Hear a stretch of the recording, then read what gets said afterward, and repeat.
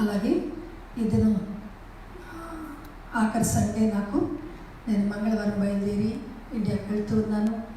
ఈ మాసం అంతా కూడా మీ అందరితో కలిసి దేవుని ఆరాధించడానికి దేవుడిచ్చిన మహాకృపను బట్టి దేవదేవునికి మొదటిగా వందనాలు చెల్లిస్తూ నన్ను ఆహ్వానించి కుడికలను ఏర్పాటు చేసి మీ గృహాలలో చక్కని ఆతిథ్యాన్ని ఇచ్చి అలాగే అనేక సైట్ సీన్స్కి నన్ను తీసుకువెళ్ళి ఒక కుమారుడు లేక ఒక కుమార్తెలాగా మీరందరూ నన్ను ప్రేమించి మీ గృహాలకు ఆహ్వానించారు. పేరు వలసిన అందరికీ కూడా నా హృదయపూర్వక వందనాలు తెలియజేస్తున్నాను. దేవుడు మిమ్మల్ని మీ కుటుంబాలను బహుగా వృద్ధి పొందించి ఆయన మహిమ కొరకు మేము నిలబెట్టి వాడుకొనుగాక. ఆమేన్. గట్టిగా చెప్దాం. ఆమేన్. ఆమేన్. మంచిది. దేవుని స్తోత్రం. కొన్ని నిమిషాలు దేవుని వాక్యాన్ని ధ్యానం చేద్దాం. ఇది ఒక ప్రత్యేకమైన సందేశంతో నేను మీ మధ్యకి వచ్చాను. అపోస్తల కార్యములు 1వ అధ్యాయము. అపోస్తల కార్యములు 1వ అధ్యాయము 9వ వచనం నుండి. ఈ మాటలు చెప్పి వారు చూచుచుండగా ఆయన ఆరోహణమాయెను. అప్పుడు వారి కన్నులకు కనబడకుండా ఒక మేఘము ఆయనను కొనిపోయెను. ఆయన వెళ్ళుచుండగా వారు ఆకాశము వైపు తేరి చూచుచుండిరి. ఇదిగో తెల్లని వస్త్రములు ధరించుకొనిన ఇద్దరు మనుషులు వారి యొద్ద నిలిచి, గలిలయ మనుషులారా, మీరెందుకు నిలిచి ఆకాశం వైపు చూచుచున్నారు? మీ యొద్ద నుండి పరలోకమునకు చేర్చుకొనబడిన ఈ యేసే ఏ రీతిగా పరలోకమునకు వెళ్ళుట చూచితిరో ఆ రీతిగానే ఆయన తిరిగి వచ్చునని వారితో చెప్పిరి. పరిశుద్ధుడానికి స్తోత్రములు. కొన్ని నిమిషాలను స్వరాన్ని మాకు వినిపించండి. వినగల చెవి, గ్రహించగల మనస్సు, వాక్యానుసారంగా జీవించే జీవితాలు మొదట నాకు, వినుచిన నీ బిడ్డలకు అనుగ్రహించమని యేసు నామమున అడిగి వేడుకొనుచున్నాము తండ్రి. ఆమేన్. ఇక్కడ మనం చూసినట్లయితే యేసు ప్రభువారు ఈ లోకములోనికి వచ్చి 33.5 సంవత్సరములు జీవించి 30 సంవత్సరములు తల్లిదండ్రులకు పరిచర్యను చేసి 3.5 సంవత్సరములు భూలోకములో ఏ మానవుడు చేయలేని అద్భుతమైన సేవను చేసి తన పనిని ముగించుకొని మన నిమిత్తం యజ్ఞము చేసి ఆయన ఈ లోకాన్ని విడిచిపెట్టి వెళ్ళిపోయాడు. ఇదంతా మనకు తెలిసిందే. ఆయన చేసిన అద్భుతాలు, ఆశ్చర్యాలు రాయాలంటే అసలు ఈ భూలోకంలో ఉన్న గ్రంథములు చాలవు అని బైబిల్ చెప్తుంది. అంటే అదంతా రాస్తే మనం మొయ్యలేము, అంత పెద్ద గ్రంథం అయిపోద్ది. కొన్ని మనకు ఉపయోగపడటానికి మనకు అవసరమైన కొన్ని మాటలు పరిశుద్ధాత్మ దేవుడు బైబిల్లో రాయించారు. 30 సంవత్సరములు యూదుల ఆచార ప్రకారం వారు సేవ చేయకూడదు, సునగోగులో బోధ చేయకూడదు, వారు నిలబడి బోధ చేయకూడదు, యూదుల ఆచార ప్రకారం.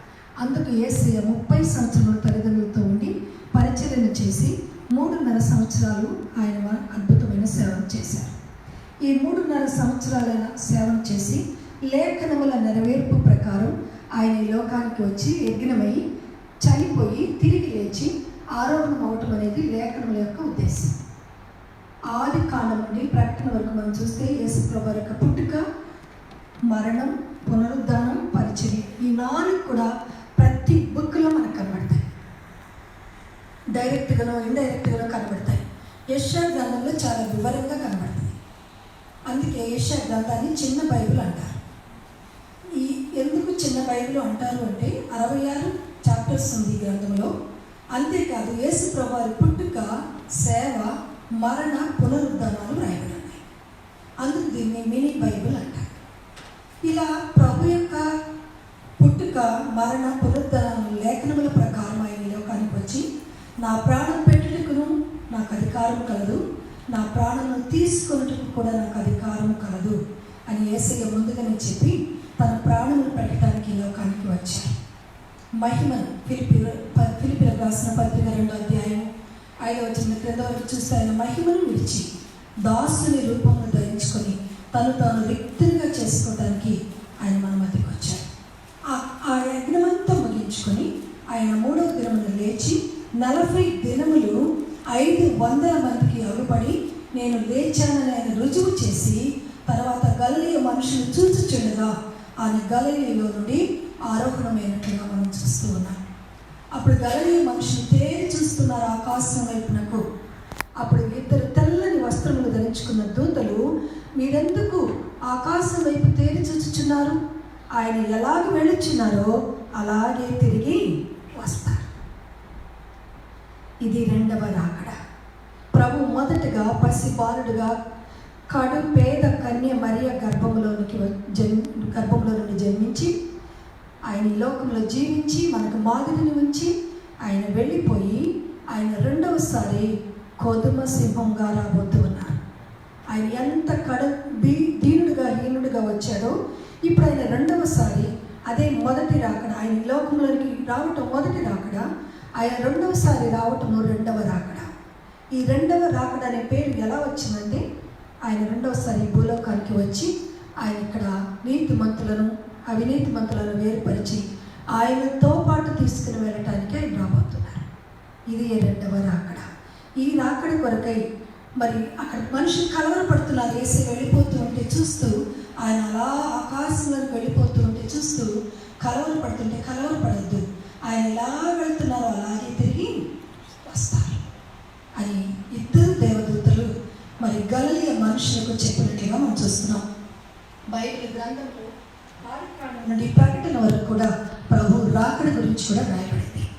ఆయన జన్మం గురించి ఎలా రాయబడిందో రాకడని గురించి కూడా రాయబడింది. మత్తయి సువార్త 26వ అధ్యాయం 64వ వచనంలో, మనిషి కుమారుడు ఆకాశ మేఘారూఢుడై వచ్చుట మీరు చూతురు.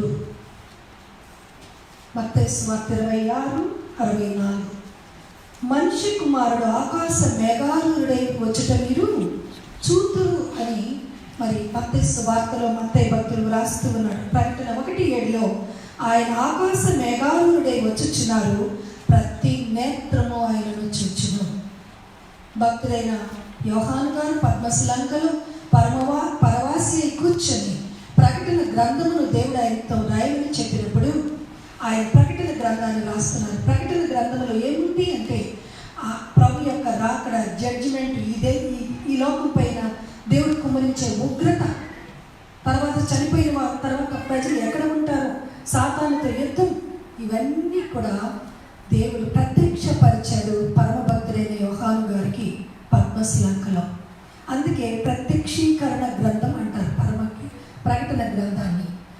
అనగా ప్రత్యక్షపరచుట, కానగా కలిగి ఉండుట, కనికరించుట, అనగా తను తాను ప్రత్యక్షపరచుకుంట, నా అనగా ప్రకట, నా అనగా నరకము నుండి తప్పించుట. ఈ రీతిగా ప్రకటన గ్రంథంలో ఒక ప్రత్యేకమైన ఉద్దేశంతో దేవుడు పరమభక్తుడైన యోహాను గారికి చూపించి పద్మశలంకలో ఉన్నప్పుడు రాయించారు. ఆయన్ని మండుచున్న నూనెలో వేసిన చనిపోలేదు యోహాను గారు. అప్పుడు తీసుకుని వెళ్ళి ఈ పద్మశలంకలో పడవేశారు. యేసయ్య అన్నారు, ఇతడు నేను వచ్చే వరకు ఉండుట నాకు ఇష్టమైతే మీకేమి అన్నారు. అంటే వాళ్ళందరూ అనుకున్నారు యోహాను గారు చనిపోరు అనే ఒక వార్త ఆ దినాల్లో కూడా వచ్చింది శిష్యుల మధ్య. అందుకే మండుచున్న నూనెలో ఆయనను వేసిన ఆయన కాలిపోలేదు. అప్పుడు వారు విసిగిపోయి చుట్టూ నీరు మధ్యలో ల్యాండ్ ఉన్న స్థలంలో ఆ పద్మశలంకలో ఆ పరమభక్తులైన యోహాను గారిని విడిచిపెట్టి వచ్చారు. అక్కడ ప్రభువు ఆయనకు ప్రత్యక్షమయ్యాడు. ప్రకటన గ్రంథం 1:7 వచనంలో యేసు మేఘారూఢుడై వచ్చును, ప్రతి నేత్రం ఆయనను చూచును అని రాస్తూ 7 దీపస్తంభములు, 7 సంఘములు, 7 ప్రమిదలు, 7 గుర్రములు, 7 ఉగ్రత పాత్రలు, ఇలా 7 అనే మాట 54 సార్లు ఉంటుంది ప్రకటన గ్రంథం 1 నుండి 22 అధ్యాయాల్లో. ప్రకటన గ్రంథంలో ఉన్న అధ్యాయాలు 22, వాటిలో 54 సార్లు 7 అనే సంఖ్యను మనం చూస్తాం. ఇలా దేవుడు యోహాను గారితో కూడా తెలియచేశాడు, నేను త్వరగా వచ్చుచున్నాను. జెఫన్యా 1:14లో కూడా భక్తుడైన జెఫన్యా రాస్తూ అంటున్నాడు, యెహోవా దినము సమీపమాయెను, అతి శీఘ్రముగా వచ్చుచున్నది. దేవుని యొక్క దినము సమీపమైంది, ఎండ్ డేస్ సమీపమయ్యాయి కనుక ఏదో ఒక టైంలో అది త్వరగా రావటానికి సిద్ధముగా ఉంది. అలాగే హెబ్రీ 10:37 మనం చూస్తే కాలం బహు కొంచెముగా ఉన్నది, వచ్చువాడు ఆలస్యము చేయక వచ్చును. టైం అయిపోయింది, చాలా దగ్గరగా ఉంది. ప్రభు రాకడ ఎండ్ డేస్లో ఉన్నాం మనం. వచ్చువాడు ఆలస్యము చేయక వచ్చును. వస్తానని చెప్పిన వాడు రాకమానడు, ఆయన తప్పక వస్తారు. ఎప్పుడు వస్తారో ఎదురు చూస్తూ ఉండాలి. ఆయన లూకాసు సువార్త 13వ అధ్యాయంలో చెప్తున్నాడు, తన కుమారునికైనను పరిశుద్ధులకైనను ఈ లోకములు ఎవరికి కూడా ఆయన రాకడ డేట్ తెలియదండి. ఒకసారి చూద్దామా, మత్తయి లూకాసు సువార్త 13వ అధ్యాయము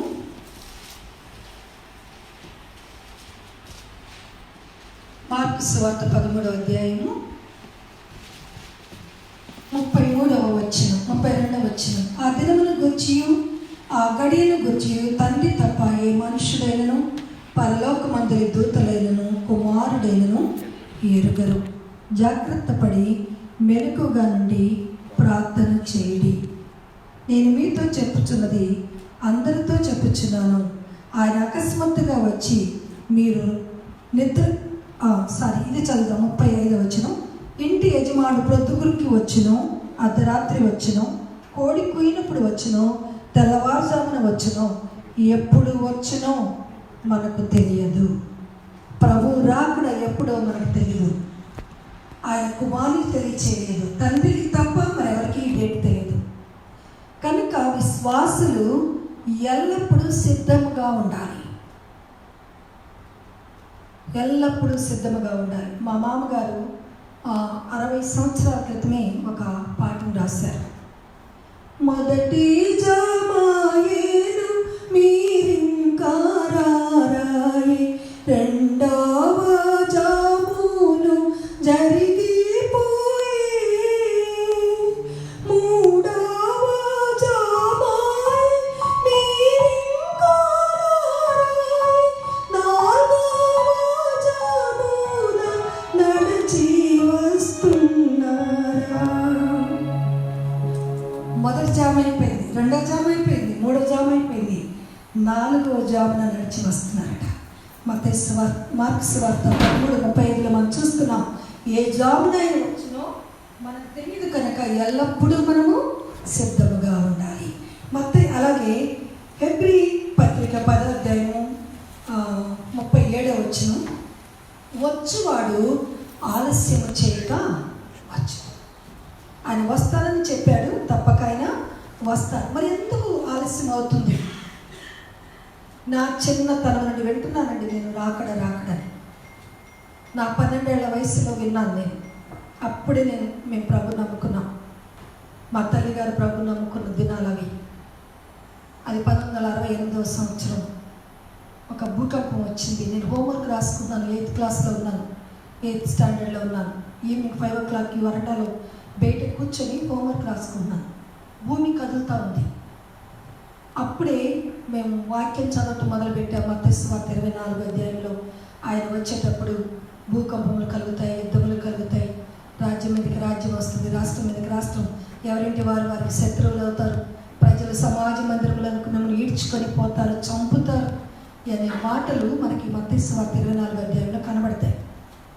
నేను అనుకున్నాను ఇదే ప్రభు రాకడ, అదిగో భూకంపం వచ్చేసింది కదా, ఖచ్చితంగా ప్రభు వస్తున్నారని వరండాల నుండి ఇంట్లోకి వెళ్ళి మోకాళ్ళ మీద ఉండి ప్రార్థన చేస్తున్నాను.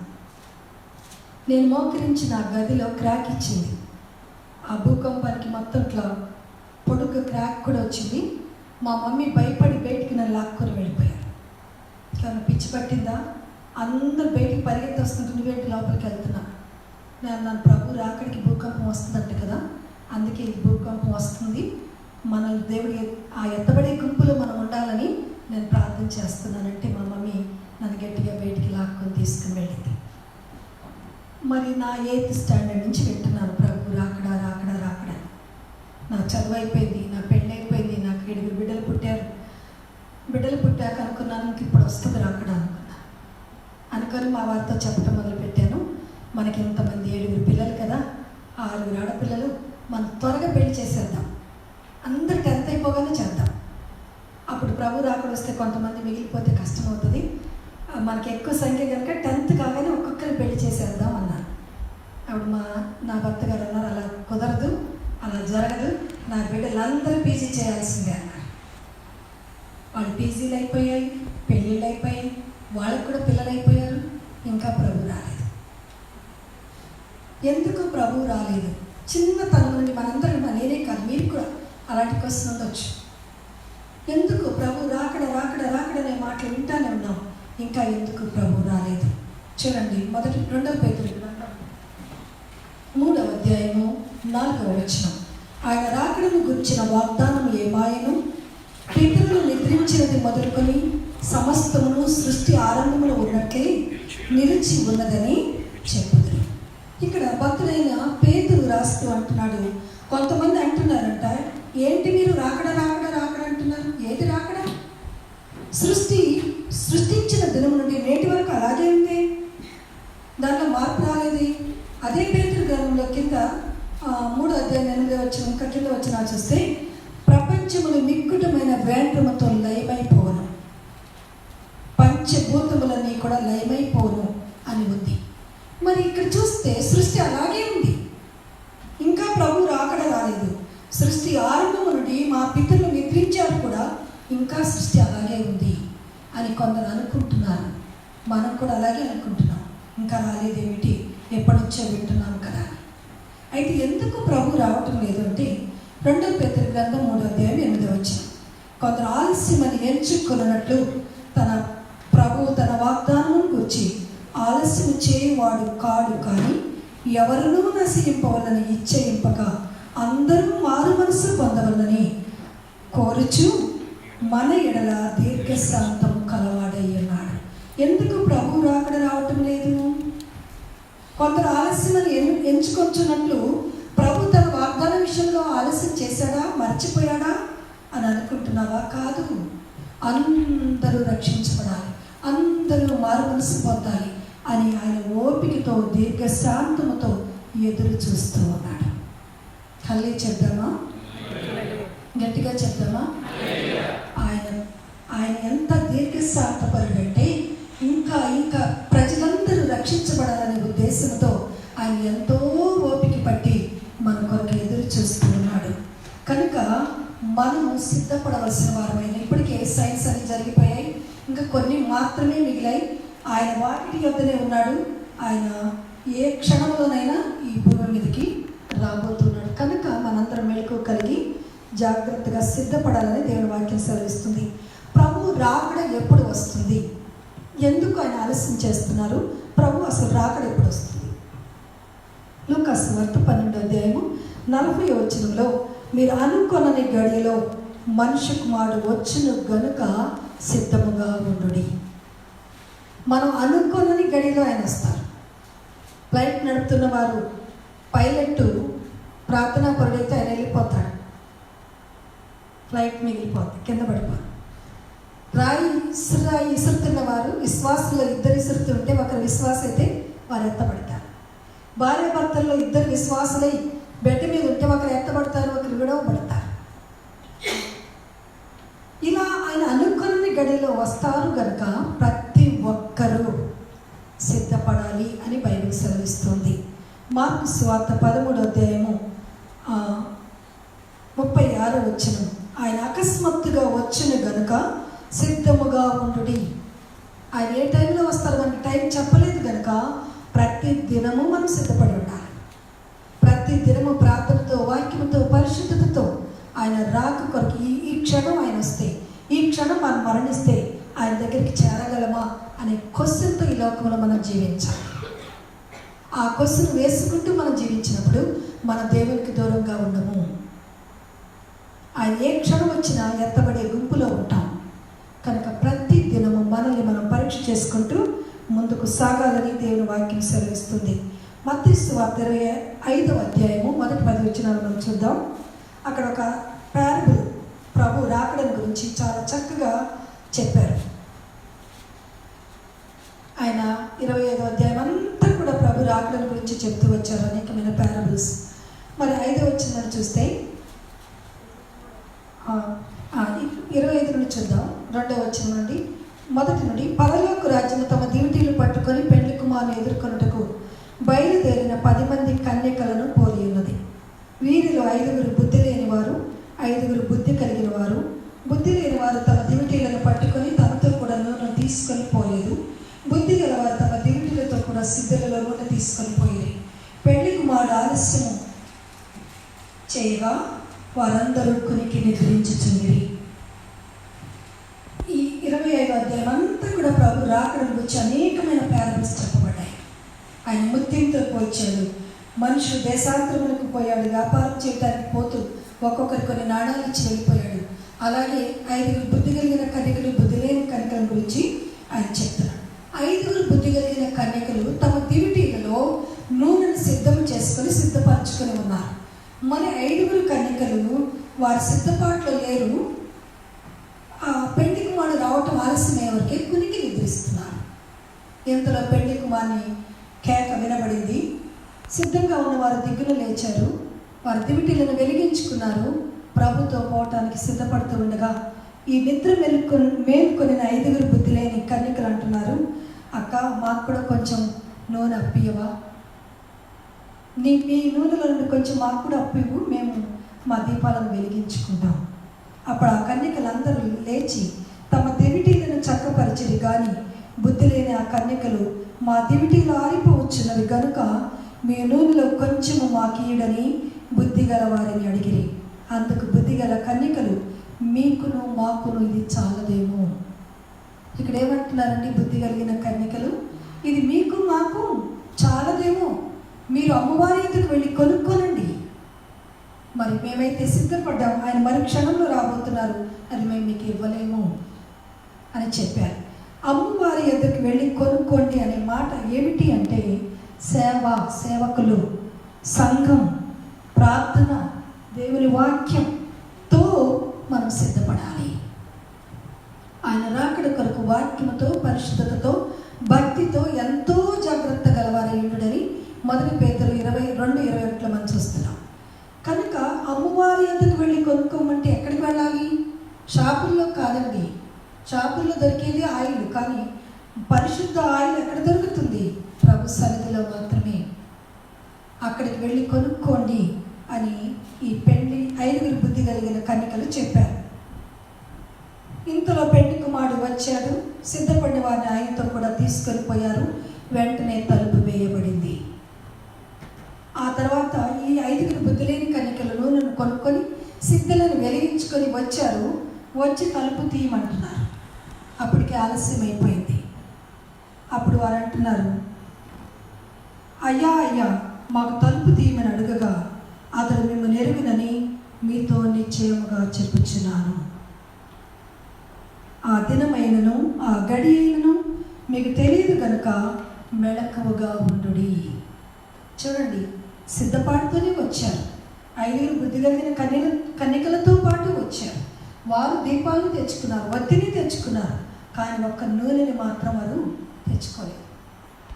సిద్ధపడే వచ్చారు, ఆస్తోనే వచ్చారు. కానీ ఏం జరిగింది? వారు విడవబడ్డారు, సిద్ధపడిన వారు ఎత్తపడ్డారు. కనుక సిద్ధపడాలి.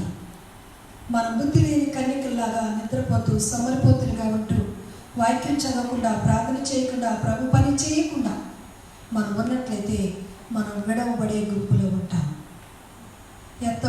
ఎత్తబడే గుంపులో మనం ఉండాలంటే ప్రార్థనతో, వాక్యంతో, పరిశుద్ధతతో మనం సిద్ధపడుతూ మెళుకువగా అంటే నిద్ర మానేసం కాదండి, అలర్టివ్నెస్గా ఉండాలి.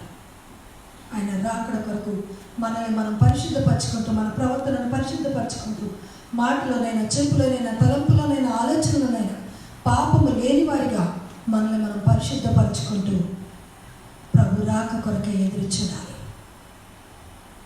బుద్ధి లేని కన్యకలావోలే నిద్దురపోతుంటే సిద్ధలలో చమురు మీరు సిద్ధపరచకుంటే వారము మూయగనే మీకు దారి దొరకదేమో. వారము మూయగనే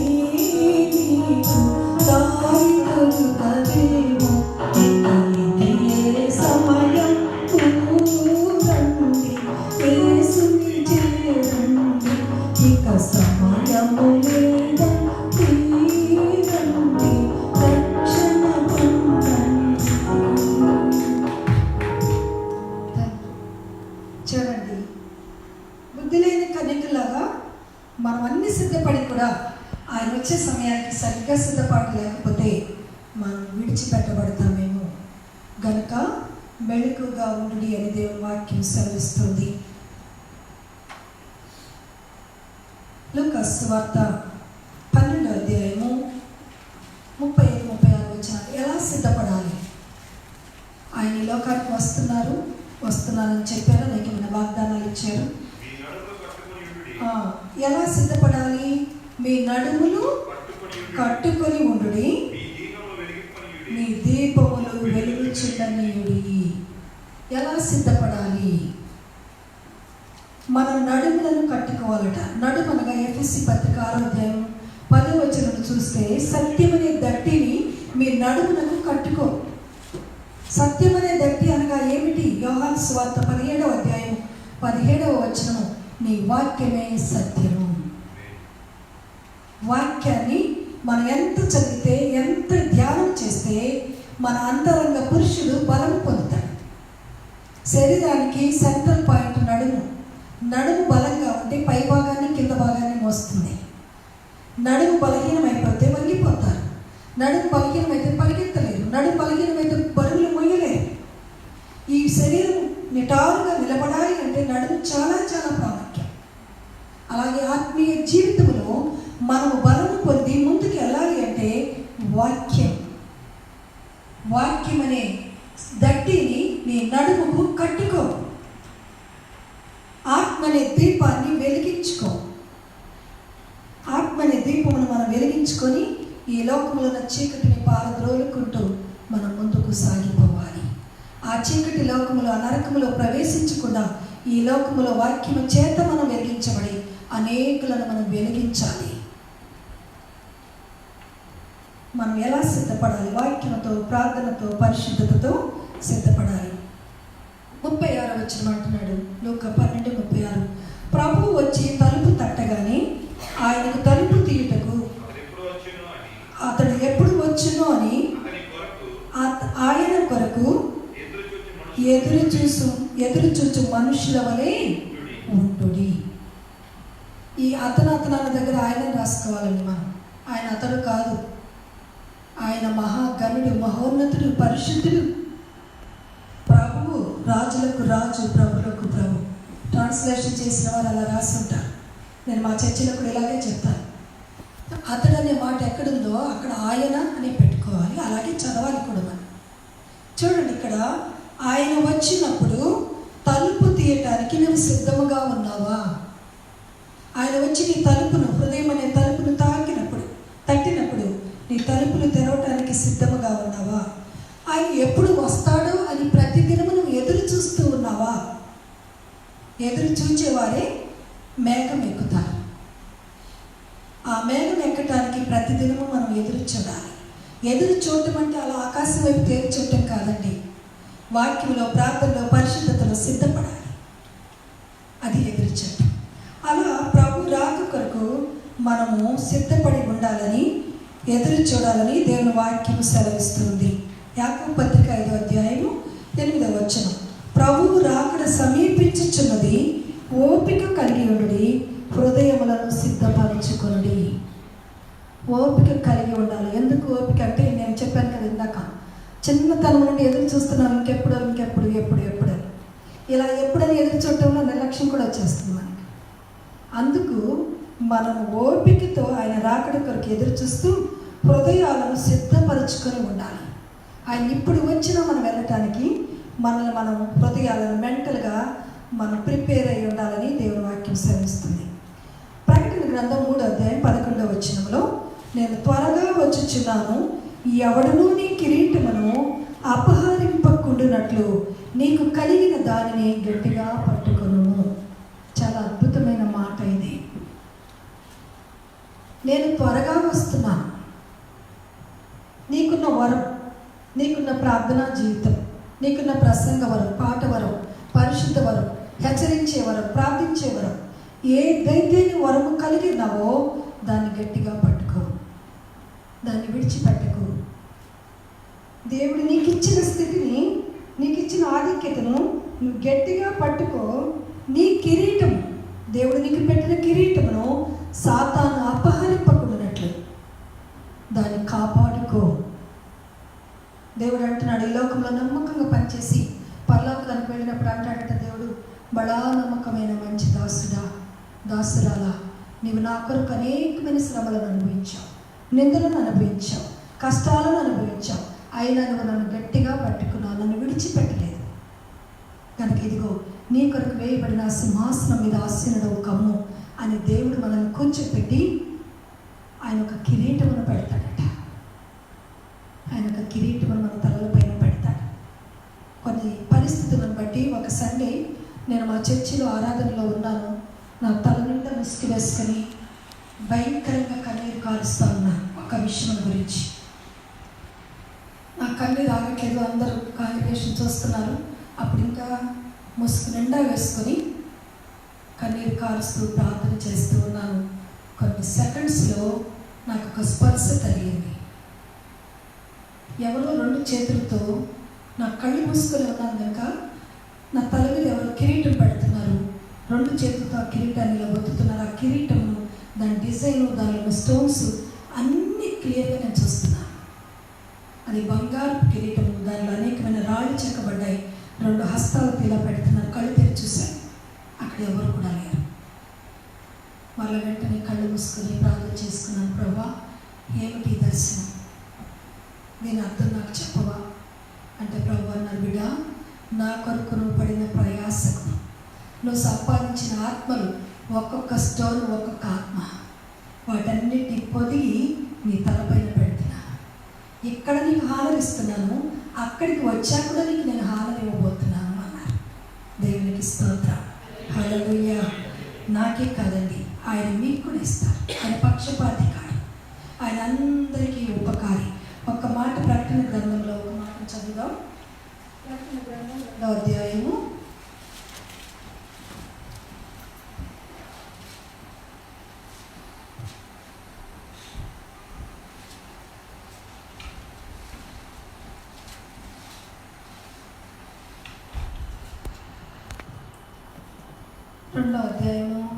10వ వచనం. ఇదిగో మీరు శోధింపబడినట్లు అపవాది మీలో కొందరిని చెరలో వేయింపబోచున్నాడు.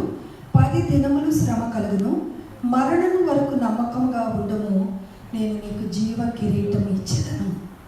హల్లెలూయా, హల్లెలూయా. ఎప్పటి వరకు నమ్మకంగా ఉండాలి మనం? మరణం వరకు. మన ఊపిరి ఈ లోకాన్ని విడిచిపెట్టే వరకు ఆయన పనిలో నమ్మకంగా ఉండాలి. ఆయన మనకు అప్పగించిన దాన్ని గట్టిగా పట్టుకొని ముందుకే సాగిపోవాలి. ఎన్ని శ్రమలు వచ్చినా, కష్టాలు వచ్చినా, అడ్డులు వచ్చినా, ఆటంకములు వచ్చినా, మీరు నా సాక్ష్యాన్ని చూడండి, యూట్యూబ్లో లిల్లీ డానియల్ పని కొడితే వస్తుంది. సాతాను నాతో సవాలు చేశాడు. ఎన్ని సవాళ్ళు అక్కడ ఉన్నాయో, ఆరాధన టీవీ వారు ఇంటర్వ్యూ తీసుకున్నారు, అదే దాన్ని నేను అప్లోడ్ చేశాను యూట్యూబ్లో. చూడండి, సాతాను ముఖాముఖిగా అనేకమైన సవాళ్ళు చేశాడు. వాడు అనేక శ్రమల గుండా మమ్మల్ని నడిపించాడు. ఒక జల్లెడలో వేసి మమ్మల్ని జల్లించాడు. ఒక తడి బట్టను పిండినట్లుగా శ్రమల చేత పిండబడ్డాడు. హృదయము నిండా గాయాలే, శరీరం అంతా గాయాలే. నేను చావను, సజీవుడనే యెహోవా క్రియలను వివరిస్తానని 118వ కీర్తనలో మనం 21వ వచనం చూసినట్లుగా, 17వ వచనం చూసినట్లుగా దేవుడు మమ్మల్ని ఆయన క్రియలను వివరించడానికి బ్రతికించాడు. నేనైతే ప్రభు రాకుడు వచ్చేస్తుంది, పెళ్ళిళ్ళు చేద్దామని మా హస్బెండ్ ఎంతో తొందర చేసిన అయ్యాన్ని, కానీ ఇంకా రాలేదు. కానీ ఎందుకు మేము ఇంకా బ్రతుకున్నాం? ఇంకా ఆయన రాలేదు, మేము ఇంకా బ్రతుకున్నాం. ఎప్పుడు చనిపోవాలి? మా ఇంటి చుట్టూ తాయతలే, భయంకరమైన చేతబడ్డు, అయినా మేము ఇంకా బ్రతికే ఉన్నాం. ఎందుకు? ఆయన క్రియలను వివరించడానికి. దేవుడు మనకిచ్చిన దాన్ని మనం గట్టిగా పట్టుకోవాలి. ఈ సేవను విడిచిపెట్టి వెళ్ళిపోవాలని సాతాను సకల విధములుగా ప్రయత్నం చేశాడు మా జీవితంలో. మీరు హైదరాబాద్ వస్తే చూడొచ్చు, హిందూ కమ్యూనిటీ మధ్యలో ఉంటుంది మా చర్చి, చుట్టూ హిందూసే. వచ్చిన వారు అంటారు, ఎలా మీరు ఇక్కడ సేవ చేస్తున్నారు, ఎలా ఇక్కడ పరిచయం జరుగుతుంది, వీళ్ళందరూ ఏమీ అనట్లేదా, మీకు అడ్డుగా వారు లేరా అంటారు. ఉన్నారు ఒకప్పుడు అడ్డుగా, కానీ దేవుడు అడ్డులన్నీ తొలగించాడు. హల్లెలూయా. అద్భుతాలు చేస్తున్నాడు, స్వస్థతలు జరిగిస్తున్నాడు. గనుకనే హిందూస్ అందరూ ఇప్పుడు అక్కడికి వస్తున్నారు. ఎవరు కూడా నోరెత్తి ఇది ఎందుకనే క్వశ్చన్ ఇప్పుడు లేకుండా దేవుడు చేశాడు. దేవునికి స్తోత్రం. హల్లెలూయా. మన దేవుడు అద్భుతాలు చేసినప్పుడు అన్యులు సైతం ఆయన ఎదుట సాగిలపడాల్సిందే. అలా అద్భుతాలు చేయాలి. వరములతో మనం నింపబడాలి. మనకిచ్చిన దానిని మనం గట్టిగా పట్టుకోవాలి.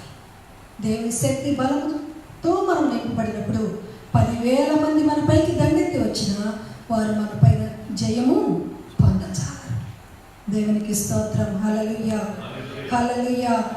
2 పేతురు గ్రంథం 3:12 దేవుని దినపు రాకడ కొరకు కనిపెట్టుచు దానిని ఆశతో అపేక్షించుచు పరిశుద్ధమైన ప్రవర్తనతోనూ భక్తితోనూ ఎంతో జాగ్రత్త కలవారై ఉండవలెను. మనం ఎంత జాగ్రత్తగా ప్రభు రాకడ కొరకు మనల్ని మనం కాపాడుకుంటూ మన వరములను కాపాడుకుంటూ ఈ లోకానికి వాటిని ప్రజెంట్ చేస్తూ అనేకులను ప్రభులోనికి మనం నడిపిస్తామో ఆయన మనకు జీతాన్ని తీసుకొని రాబోతున్నారట. చూడండి, యెషయా గ్రంథం 62:11 ఆయన ఇచ్చు జీతము తీసుకొని ఆయన వచ్చుచూ ఉన్నారు. ఆయన ప్రతి వారి జీతమును పట్టుకొని వస్తున్నారు. ప్రకటన గ్రంథం 22 చూస్తాం. మంచి వారికి చెడ్డవారికి ఇద్దరికి కూడా ఆయన జీతాన్ని తీసుకొస్తున్నారు. మంచి పనులు చేసిన వారికి మంచి జీతం, చెడ్డ పనులు చేసిన వారికి కూడా జీతం, ఇద్దరికి జీతం ఉంది. వారి వారి క్రియల చొప్పున ప్రతి వారికి చుట్టూ జీతము నా యొద్ద ఉన్నది అంటున్నాడు. కనుక మనం చేసిన పనికి జీతం ఉంది. మనం పడిన ప్రతి ప్రయాసము దేవుని దగ్గర బహుమానం ఉంది, ఆశీర్వాదం ఉంది, రివార్డ్ ఉంది, అవార్డు కూడా ఉంది. కనుక మనం ఆయన పనిలో సాగిపోవాలి కానీ ఆగిపోకూడదు. ప్రతి వాని జీతము పట్టుకొని ప్రభు యేసు త్వరగా వచ్చుచుండే. ప్రతి వాని జీతము పట్టుకొని ప్రభు యేసు త్వరగా వచ్చుచుండే.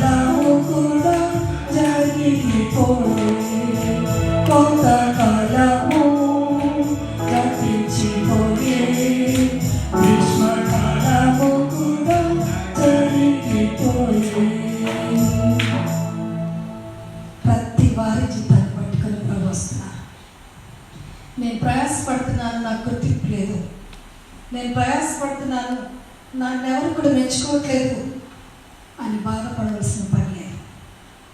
మనం మాట్లాడే ప్రతి మాట, మనం చేసే ప్రతి పని, మనం చేసే ప్రతి క్రియ, ప్రతి దినము అక్కడ పరలోకంలో ఒక గ్రంథం ఉంది. ఆ గ్రంథంలో రాయబడుతూ ఉంది. హల్లెలూయా, హల్లెలూయా. చూడండి, మలాకి గ్రంథం 4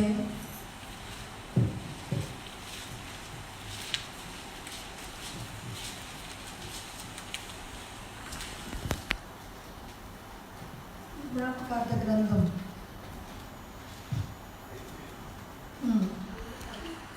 చదువు. అయితే నా నామమందు 16వ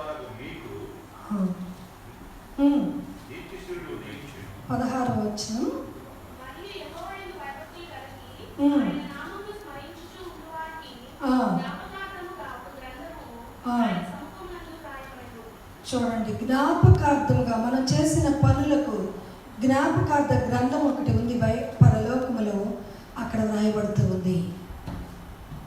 మనం ఇక్కడ విషయాలను మనం చూడొద్దు.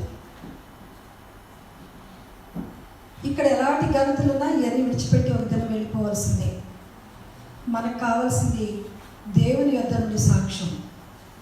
మనుషుల సాక్ష్యం మారుతుంది, మనుషుల సాక్ష్యం స్థిరమైంది కాదు.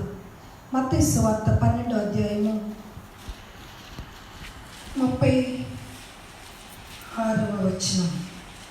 నేను మీతో చెప్పినదేమనగా, మనుషులు పలుకు వ్యర్థమైన ప్రతి మాటను వచ్చి జడ్జిమెంట్ డే లెక్క చెప్పవలసి ఉన్నది.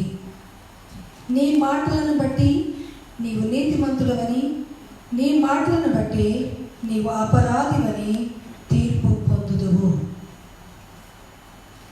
జీవం మరణం నాలుక వశము, జాగ్రత్త పరచు నీ నాలుకను. జీవం మరణం నాలుక వశము, జాగ్రత్త పరచు నీ నాలుకను.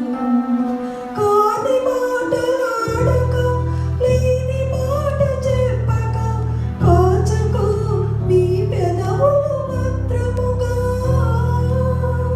కాని మాటలాడక, లేని మాట చెప్పక, కాచుకో నీ పెదవులు భద్రముగా. జీవం మరణం నాలుక వశము, జాగ్రత్త పరచు నీ నాలుకను. మనం మాట్లాడే ప్రతి మాట కూడా దేవుని దృష్టిలో ఉంది. మనం చేసే ప్రతి పని దేవుని దృష్టిలో ఉంది. మనం మాటలను బట్టి మన పరలోకానికో నరకానికో వెళ్తామని వాక్యం చెప్తుంది. వ్యభిచారం చేస్తేనో దొంగతనాలు చేస్తేనో కాదండి. మనం మాట్లాడే మాటలను బట్టి కూడా దేవుడు మనకి judgement today we should accountable. మనం ఖచ్చితంగా లెక్క చెప్పాలి. పలాని దినం పలాని మాట పలాని వారి గురించి ఎందుకు నువ్వు మాట్లాడావు అని ప్రభు మనల్ని అడగబోతున్నారు. మన క్రియలే కాదు, మన మాటలు కూడా దేవుడి లెక్కలోనికి, ఈ అకౌంట్లోకి తీసుకొని రాబోతున్నారు. దాన్ని బట్టి మన పరలోకానికి చేస్తామో నరకానికి చేస్తామో మన మాటలే తెలియచేస్తాయి. కనుక మన పెదవులను కాచుకున్నవాడు ధన్యుడు అని బైబిల్ చెప్తుంది. మనం స్తుతించే పెదవులు. ముగ్గురు దేవదాసయ్య గారికి అద్భుతమైన పాఠం రాశారు. తనువు నా దిగువ గైకను మీయో ప్రభువా. ఆ పాటలో నా స్వరము, నా పెదవులు, నా హృదయం, నా చేతులు, నా కాళ్ళు సమస్తము నీకే సమర్పణ. మన మన ఆపాదమస్తకం నీకే అంకితం అని పాడుతున్నాం ప్రభుకి. మరి అంకితం చేస్తున్నామా? ప్రభు రాకడ కొరకు సిద్ధపడేవారు మాటల్లో, ప్రవర్తనలో, క్రియలో ఇతరులకు మాదిరిగా ఉండాలి. కనుక మనం దేవుని ఇదే నోటితో స్తుతిస్తున్నాం, ఇదే నోటితో దేవుని పోలికగా పుట్టిన వారిని శపిస్తున్నాం. యాకోబు పత్రిక 3వ అధ్యాయం 9వ వచనం అంటున్నాడు, ఈ నోటి నుండి దేవుని స్తుతిస్తున్నావు, ఈ నోటి నుండి నువ్వు దేవుని పోలికగా పుట్టిన మానవుని శపిస్తున్నావు. ఒక్క ఊట నుండి తీయని నీరు, చేదు నీరు ఊరునా? ఒక్క ఊటలో నుండి రెండు రావు కదండి. తీయని నీరు ఊట వేరు, చేదు నీటి ఊట వేరు, రెండు కలిసి రావు. మన దేవుని బిడ్డలో మన నోటి నుండి దేవునికి మహిమకరమైన మాటలు, ఇతరులకు దీవెనకరమైన మాటలే రావాలి. నా 12 ఏళ్ల వయసులో ప్రభు ఒకసారి చెప్పారు, మరి ఇక్కడ ఏమంటారో అక్కడ ఆంధ్రాలో తావు అంటారు, పెద్ద వైట్ పేపర్, అది తీసుకో, పెన్ను తీసుకోమని చెప్పారు. పెన్ను తీసుకున్నాను, ఆ యొక్క లాంగ్ వైట్ పేపర్ తీసుకున్నాను. ప్రభు చెప్తా ఉన్నారు, నేను రాసుకుంటూ ఉన్నాను. ఆ 12 ఏళ్ల వయసులో ప్రభు అన్నారు, నీకు మహిమకరంగా వినవారికి దీవెనకరంగా ఉండే మాటలే నా నోటి నుండి వెల్లడించము అని రాసుకోన్నారు. ఏ పాపమును శాపమును నన్ను ఏలనీయకము, మహిమ గల బ్రతుకునకు మాదిరిగా నన్ను నడిపించుము అని రాసుకోమన్నారు. నువ్వు లేచిన వెంటనే నాకు నమస్కారం చేయాలి అన్నారు. తెల్లవారుజామున 3ంటికి లేపేవారు ప్రభు, బిడ్డ లేమోకరించి అని చెప్పారు. లేచిన వెంటనే నువ్వు నాకు చేయవలసిన నమస్కారం ఏంటో తెలుసా? ప్రకటన గ్రంథం 1వ అధ్యాయం 6వ వచనం చెప్పారు, మనలను ప్రేమించుచు తన రక్తము ద్వారా మనలను మన పాపముల నుండి విడిపించిన వారికి మహిమయు ఘనతయు ప్రభావమును యుగయుగములు కలుగును కాక. ఇది నువ్వు మోకరించిన వెంటనే నమస్కారం చేయాలి. ఆ తర్వాత నేను చెప్పినవన్నీ నువ్వు మోకాళ్ళ నుండి చదవాలి అని చెప్పారు. 120 వచనాలు చెప్పారండి ప్రభు నాకు. మన నోటి నుండి వచ్చే మాట ఇతరులకు దీవెనకరంగా, మనకి మేలుకరంగా ఉండాలి. అలా ప్రతిదినం లేచి నుండి ప్రభుని అడగాలి, ఈ దినం ఒక్కరికైనా నేను సువార్తను ప్రకటించాలి ప్రభా, ఒక్కరినైనా ప్రభులోకి తీసుకుని రావాలి, నన్ను వాడుకో ప్రభా అంటే ఆయన వాడుకుంటాడు. ఆయన పక్షపాతి కాడు, అందరినీ వాడుకుంటాడు. అలా ప్రభు కొరకు మనం జీవిస్తూ ఆయన రాకడ కొరకై మనం ఆయత్తపడాలని దేవుని వాక్యం సెలవిస్తుంది. తీతు పత్రిక 2వ అధ్యాయం 11వ వచనంలో కూడా రాకడ కొరకు ఎదురు చూచుచు నీతితో, భక్తితో, స్వస్థ బుద్ధితో మీరు బ్రతుకుచుండాలని తీతుకు మరి భక్తుడైన పౌలు తెలియజేస్తూ ఉన్నాడు. కనుక మనం అలాగున సిద్ధపడాలి, అలా మనం రాకడ కొరకు ఆయత్తపడాలి. రాకడ గుర్తులు ఏమిటి అంటే మత్తయి సువార్త 24వ అధ్యాయం 7వ వచనంలో జనము మీదకి జనమును, రాజ్యం మీదకి రాజ్యమును లేచును. 2వ తిమోతి 3:1లో అంత్య దినములలో అపాయకరమైన కాలము వచ్చును, మనుషులు స్వార్థపరులను, ధనాపేక్షకులను, బెంకుములాడేవారును, దేవుని శక్తిని ఆశ్రయించని వారై ఉందరు. ఎండ్ డేస్ని ఎలా గుర్తుపట్టడం అండి అని అనొచ్చు. ఎండ్ డేస్ని ఎలా గుర్తుపడతామంటే ఇలాంటి సైన్స్ ద్వారా. ఏంటట?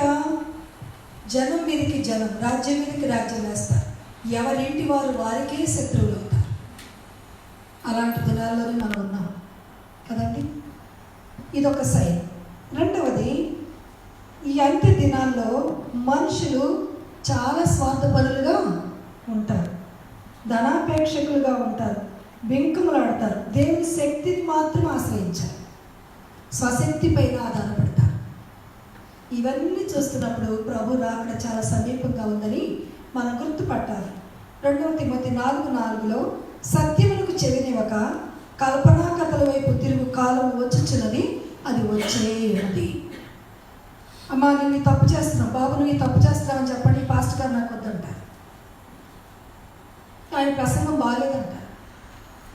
అదే వారిని పొగుడుతూ మెచ్చుకుంటూ చెప్పండి, జోక్స్ వేయండి, ఆ జోక్స్ పట్టుకొని ఇంటికి వెళ్తాం, అసలు వాక్యం గుర్తుండదు. చాలామంది జోక్స్ ఎక్కువ వేస్తారు, వాక్యం తక్కువ చెప్తారు. వారిని విమర్శించడం కాదు, నేను చెప్పొద్దనట్లేదు, కానీ 1-2 అవసరమైనప్పుడు చెప్పాలి. కానీ ఎక్కువ జోక్స్ అయి తక్కువ వాక్యం అయితే ఆ జోక్సే గుర్తుంది, వాక్యం గుర్తుండదు. కల్పనా కథల వైపు తిరుగు కాలము వచ్చుచున్నది, అది ఆల్రెడీ ప్రజెంట్ ఉంది. ఎంతమంది మరి ఆ గ్రేస్ గురించి నువ్వు పాపం చేయొచ్చు, పాపం చేసిన దేవుడు క్షమిస్తాడు, మన కృపాకాలంలో ఉన్న ఏమైనా చేయొచ్చు అని చెప్తుంటే అక్కడికే పరిగెత్తుతున్నారు అందరు. బాబు అలా కాదు, దేవుని వాక్య ప్రకారం మనం జీవించాలి, పాపములకు దూరంగా ఉండాలని చెప్తే అక్కడికి వచ్చేవారు 10 మంది 20 మంది. ఆ కాలంలో మనం ఉన్నాం. కల్పన కథల వైపు ఏదో మ్యాజిక్లు చేసేసి హీలింగ్ చేసేసి వారి వైపుకే ప్రజలు పరిగెత్తుతూ ఉన్నారు. ఆ కాలంలో మనం ఉన్నాం. కనుక మనము జాగ్రత్త పరుచుకొని వాక్యానుసారంగా వారి యొక్క బోధ, వాక్యానుసారంగా వారి యొక్క జీవితాలు ఉన్నాయో లేదో చూసి పరీక్షించి మనం వారితో కొనసాగాలి. మత్తయి సువార్త 24:11లో అనేక మంది అబద్ధ ప్రవక్తలు వస్తారు, పలువురిని మోసపరుస్తారు. ఎండ్ డేస్ని ఎలా గుర్తుపట్టడం అంటే అనేక మంది ఫాల్స్ ప్రాఫిట్స్ వస్తారు, ప్రవచనాలు చెప్తారు, అనేకులను మోసపరుస్తారు, ఏర్పరచబడిన వారిని సైతం మోసపరుస్తారు. ఇవన్నీ జరుగుతున్నప్పుడు ప్రభు రాకడ చాలా సమీపంగా ఉందని గుర్తించాలి. లూకాసు సువార్త 21:26 ఆకాశమందలి శక్తులు కదిలింపబడతాయి, మనుషులు ధైర్యము చెడుదురు. వింతలు జరుగుతాయి ఆకాశంలో.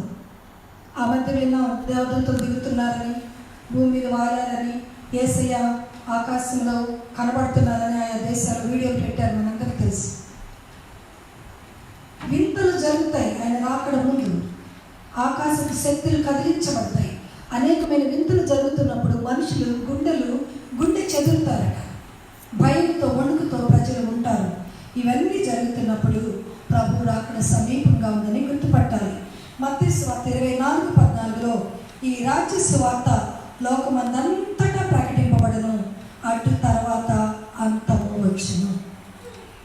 ఈ దినాన్ని ఈ శాటిలైట్స్ ద్వారా, టీవీ ద్వారా యూట్యూబ్ ద్వారా సువార్త ప్రపంచం అంతటికి అందించబడుతుంది. ఈ 24వ అధ్యాయం మత్తయి సువార్త 14వ వచనం అదే. ఇది టీవీకి సూచనగా ఉంది, శాటిలైట్కి సూచనగా ఉంది. ఈ సువార్త ప్రపంచం అంతటికి అందించబడుతుంది. యేసు ఎవరో నాకు తెలియదని చెప్పడానికి వీలు లేకుండా ఆయనే దేవుడిని తెలుసుకునేటట్టుగా ఈ సువార్త శాటిలైట్స్ ద్వారా సర్వలోకమునకు అందించబడుతుంది.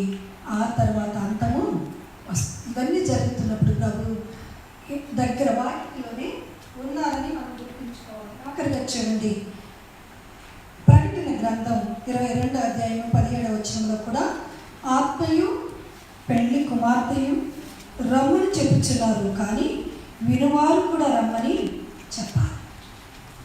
ఆత్మ అనగా పరిశుద్ధాత్మ దేవుడు ఈ భూలోకంలో సిద్ధపరుస్తున్నాడు రాకడ కొరకు తన ప్రజలను. పెళ్లి కుమార్తెగా యూనివర్స్ అన్ని సంఘాలు కలిపే పెళ్లి కుమార్తె. ప్రపంచంలో ఉన్న సంఘాలన్నీ ఏకమైనప్పుడు మనం పెళ్లి కుమార్తెలు. ప్రభు పెళ్లి కుమారుడు. ఆయన పెళ్లి కుమారుడుగా ఈ లోకానికి వచ్చినప్పుడు ఈ భూలోకంలో ఉన్న సంఘాలన్నీ కూడా కలిసి ఆయనను ఎదుర్కోవాలి. వీళ్ళిద్దరు సిద్ధంగానే ఉన్నారు, కానీ ఇంకెవరు సిద్ధంగా లేరంట? వినేవారు, అన్యులు. వారు కూడా సిద్ధపడిన తర్వాత అప్పుడు ప్రభు వస్తారు. అందుకే ఇందాక 2 పేతురు 3:9-8 అన్నాడు, ఆయన ఎందుకు ఆలస్యం చేస్తున్నారంటే అందరూ రక్షించబడాలనే ఉద్దేశంతో. కనుక ప్రభు రాకడ కొరకు మనం సిద్ధపడాలి. ప్రభు రాకడ కొరకు ఆయత్తపడాలి. సైన్స్ జరుగుతున్నప్పుడు ప్రభు రాకడ సమీపంగా గుర్తించాలి. ఆ రకంగా మనం సిద్ధపడి ఆ ఎత్తబడే గుంపులో ఉండే భాగ్యం వినిచున్న మీ అందరికీ బోధించిన నాకు దేవుడు దయచేయను గాక. దేవుడి మాటలు దీవించును గాక. ఆమేన్. మరొకసారి తెలుగు చర్చ్ ఆఫ్ సిడ్నీ సంఘమునకు కూడి వచ్చిన మీ అందరికీ గత 3 వారాలుగా ఈవినింగ్స్ ఆలప్రేయర్లో అనేక ఈ సంఘ బిడ్డల గృహాలలో దేవుని స్తుతించడానికి మీరు నాకు కల్పించిన అవకాశానికై తెలుగు చర్చ్ ఆఫ్ సిడ్నీకి మరొకసారి నా ప్రత్యేకమైన వందనాలు తెలియజేస్తూ, ఆయన మా రాకడ ఆలస్యమైతే, నా పోకడ ఆలస్యమైతే మరొకసారి మిమ్మల్ని కలుసుకుంటాను. ఒకవేళ నా పోకడ తొందరగా అయితే ఎవరిలో కలుద్దాం అందరం. దేవుడి మాటలు దీవించిన గాక. ఆమేన్.